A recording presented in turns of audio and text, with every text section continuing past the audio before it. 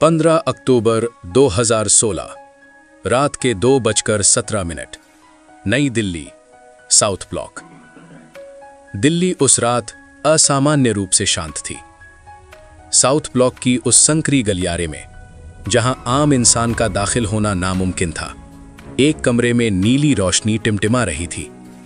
दीवारों पर नक्शे थे, पाकिस्तान के, अफगानिस्तान के और एक ऐसे इलाके का जिसका नाम किसी सरकारी फाइल में दर्ज नहीं था। कर्नल मेहता अपनी कुर्सी से उठे, चश्मा उतारा और उस नक्शे के एक बिंदु पर उंगली रखी। उनकी उंगली कांप रही थी और कर्नल मेहता की उंगलियां कभी नहीं कांपती थीं। पिछले 30 साल में नहीं कांपी थीं। उस रात कांप रही थी क्योंकि जो खबर आई थी वो सिर्फ एक ऑपरेशन की खबर नहीं थी। वो उस एक इंसान की खबर थी जो अभी भी दुश्मन की सरजमीन पर था, अकेला, बिना किसी बैकअप के, बिना किसी सरकारी पहचान के। विक्रम सिर्फ यही नाम था उस फाइल में, ना पूरा नाम, ना पता, ना परिवार। रॉ के रिकॉर्ड में वो एक कोड नंबर था और उस रात वो कोड नंबर पाकिस्तान के पेशावर से 70 किलोमीटर दूर एक ऐसी जगह था जहां भारत की कोई भी सरकार पहुंचने की कल्पना भी नहीं कर सकती थी। 22 सितंबर 2016 सुबह के 6 बजे, दिल्ली, एक अज्ञात बेसमेंट ऑफिस। 3 हफ्ते पहले की बात है। विक्रम को जब पहली बार इस ऑपरेशन की ब्रीफिंग दी गई थी, तब कमरे में सिर्फ 2 लोग थे, कर्नल मेहता और विक्रम खुद। कोई फाइल नहीं थी, कोई रिकॉर्डिंग नहीं थी, कोई गवाह नहीं था।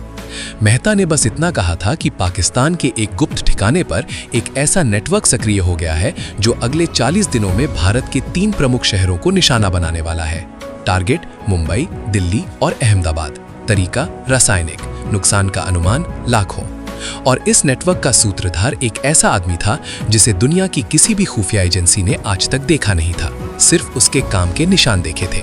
उसका कोड नेम था अल मिजान। विक्रम ने उस वक्त कुछ नहीं कहा था, बस उठा, कुर्सी पीछे की और दरवाजे की तरफ चल दिया। मेहता ने पूछा था, कब? विक्रम ने मुड़कर देखा था और बस इतना कहा था, 7 दिन। उसकी आंखों में न डर था न उत्साह, बस एक खालीपन था जो सिर्फ उन लोगों की आंखों में आता है जो मौत से इतनी बार मिल चुके हों कि वो अब एक पुराना परिचित लगने लगे। 29 सितंबर 2016 शाम के 4:44 वाघा बॉर्डर के पास एक अज्ञात रास्ता। विक्रम ने भारत की सरजमीन उस शाम छोड़ी थी। कोई आधिकारिक क्रॉसिंग नहीं, कोई पासपोर्ट नहीं, कोई वीजा नहीं। उसके पास सिर्फ एक पाकिस्तानी पहचान थी, करीम खान, एक कश्मीरी व्यापारी जो लाहौर में कपड़े का काम करता था। ये पहचान इतनी गहरी थी, इतनी परतदार थी कि अगर पाकिस्तानी खुफिया पुलिस भी जांचती तो उसे असली लगती। बैंक अकाउंट था, पुराने बिल थे, लाहौर के एक मोहल्ले में एक छोटी सी दुकान का रिकॉर्ड था। ये सब रॉ ने बरसों पहले तैयार किया था, उस दिन के लिए जो शायद कभी ना आए, पर वो दिन आ गया था। सरहद पार करते वक्त विक्रम के दिल में क्या था ये कोई नहीं जानता, पर उसके कदम नहीं रुके, एक पल के लिए भी नहीं। 2 अक्टूबर 2016 रात के 11 बजे, लाहौर, अनारकली बाजार। लाहौर की रात अपने आप में एक जीती जागती दुनिया है। अनारकली बाजार की तंग गलियों में जब बाकी दुकानें बंद हो जाती हैं, तब भी कुछ दरवाजे खुले रहते हैं, उनके लिए जो जानते हैं कि कौन सा दरवाजा खटखटाना है। विक्रम उर्फ करीम खान उस रात एक चाय की दुकान पर बैठा था। साधारण कपड़े, साधारण चेहरा, साधारण हरकत, पर उसकी आंखें हर उस इंसान को स्कैन कर रही थी जो उस गली से गुजरा। वो जारा का इंतजार कर रहा था। जारा, वो नाम जो रॉकी फाइलों में एसिड Z7 के नाम से दर्ज था। एक पाकिस्तानी औरत जो पिछले 6 सालों से दोनों तरफ के लिए काम कर रही थी।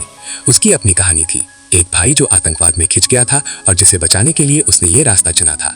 वो रात के ठीक 11:30 बजे आई, नीली दुपट्टे में, शांत चेहरे के साथ। उसने विक्रम की तरफ देखा भी नहीं, बस पास से गुजरी और एक मुड़ा हुआ कागज उसकी चाय की प्लेट के नीचे सरका दिया।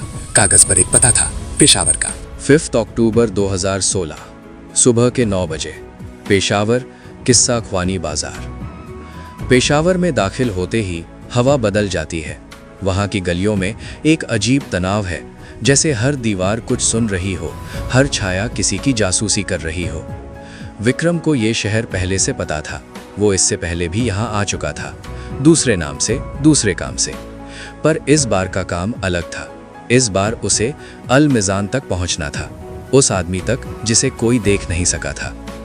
किस्सा ख्वानी बाजार में एक पुरानी इमारत थी। ऊपर से देखने पर एक मामूली गेस्ट हाउस, अंदर से कुछ और। विक्रम 3 दिन वहां रहा। हर दिन एक नई परत उतरती रही। पहले दिन उसे एक नाम मिला, दूसरे दिन एक चेहरा, तीसरे दिन एक ठिकाना पेशावर से 70 किलोमीटर दूर खैबर की पहाड़ियों में।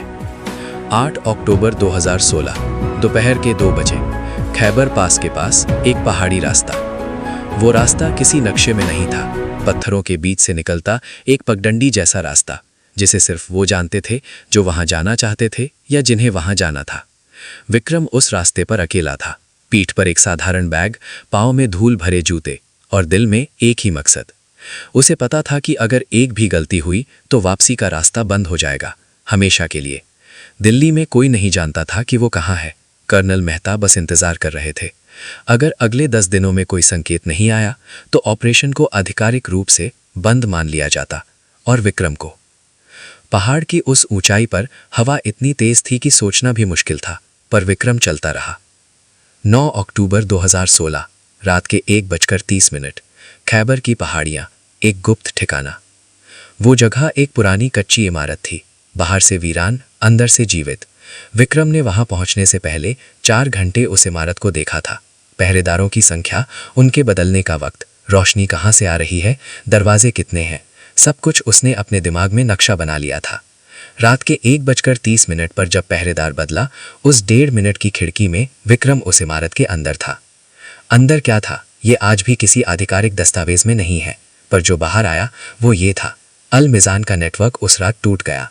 वो रासायनिक हमला जो मुंबई, दिल्ली और अहमदाबाद को निशाना बनाने वाला था, वो कभी हुआ नहीं। लाखों लोग उस रात सोए और सुबह उठे बिना ये जाने कि किसी ने उनके लिए क्या किया था। 12 अक्टूबर 2016 भोर के 4 बजे पाकिस्तान अफगानिस्तान सीमा के पास। 3 दिन बाद विक्रम एक अलग रास्ते से वापस निकला, न पेशावर से न लाहौर से, एक ऐसे रास्ते से जो अफगानिस्तान को छूता था। उसके शरीर पर निशान थे, दाहिने हाथ पर एक गहरा कट, बाईं पसली पर दर्द जो सांस लेने पर बढ़ता था, पर वो चल रहा था, धीरे पर बिना रुके। उस रात आसमान में बादल थे और चांद नहीं था। अंधेरा इतना घना था कि 10 कदम आगे भी दिखना मुश्किल था, पर विक्रम को दिखने की जरूरत नहीं थी, उसे बस महसूस करना था, और वो हमेशा से यही करता आया था। 15 अक्टूबर 2016 रात के 2:17 New Delhi, South Block. Colonel Mehta की उंगली कांप रही थी, पर यह कांपना डर का नहीं था, ये कांपना राहत का था, क्योंकि अभी अभी एक इनक्रिप्टेड सिग्नल आया था, एक ऐसा कोड जिसका मतलब सिर्फ मेहता जानते थे। 2 शब्द, काम तमाम। विक्रम वापस आ रहा था। मेहता ने चश्मा वापस लगाया, खिड़की की तरफ मुड़े। दिल्ली की रात अभी भी शांत थी, और अब वो जानते थे कि ये शांति असली है। किसी ने इसे बचाया था, किसी ऐसे इंसान ने जिसका नाम कभी अखबार में नहीं आएगा, जिसे कभी कोई पुरस्कार नहीं मिलेगा, जिसकी तस्वीर कभी किसी दीवार पर नहीं लगेगी। 17 अक्टूबर 2016 दोपहर के 3 बजे दिल्ली, एक अज्ञात लोकेशन। विक्रम जब दिल्ली पहुंचा तो उसका स्वागत करने कोई नहीं था। कोई परेड नहीं, कोई मीडिया नहीं, कोई हाथ मिलाने वाला नहीं। सिर्फ मेहता थे, एक छोटे से कमरे में 2 कप चाय लेकर। विक्रम कुर्सी पर बैठा, चाय उठाई, और पहली बार उसके चेहरे पर कुछ आया, एक हल्की सी, लगभग अदृश्य सी थकान। वो थकान जो तब आती है जब कोई इंसान इतने दिनों तक खुद को एक मशीन की तरह चलाता रहे और फिर अचानक याद आए कि वो इंसान है। मेहता ने पूछा, कैसा रहा? विक्रम ने चाय का घूंट लिया और खिड़की के बाहर देखा। बाहर दिल्ली की सड़कें थीं, भीड़, शोर, जिंदगी। लोग थे जो जी रहे थे, बिना जाने कि उनकी जिंदगी किसी की कुर्बानी पर टिकी है। विक्रम ने कुछ नहीं कहा, बस मुस्कुराया, और वो मुस्कान किसी जवाब से ज्यादा गहरी थी। आज भी 2024 भारत सरकार के किसी भी आधिकारिक रिकॉर्ड में ऑपरेशन एक्स का जिक्र नहीं है। न कोई फाइल, न कोई रिपोर्ट, न कोई नाम। जो हुआ वो हुआ, खामोशी में, अंधेरे में, बिना किसी गवाह के। पर उस खामोशी में लाखों लोगों की जिंदगियां थीं। उस अंधेरे में एक देश का भविष्य था, और उस भविष्य को बचाने वाले का नाम विक्रम आज भी सिर्फ एक फाइल में बंद है। एक ऐसी फाइल जिस पर लिखा है top secret, never to be disclosed.